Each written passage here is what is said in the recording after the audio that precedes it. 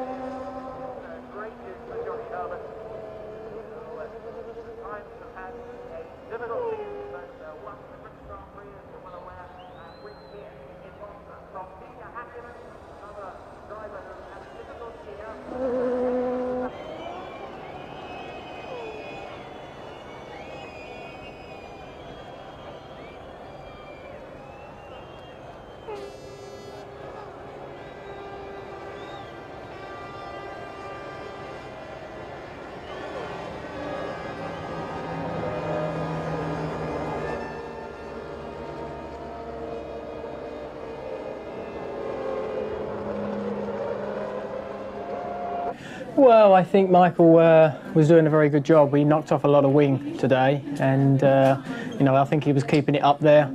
My main strategy was I was trying to be happy with the car. I had probably too much wing on for down the straights, but I was happy then to use a bit more fuel at the beginning and then keep the car in a tidy sort of position, keep up with everybody else. Then I had a longer stint, which then gave me a bit of time to really push, and then when I came into the pits I was able to get a gap.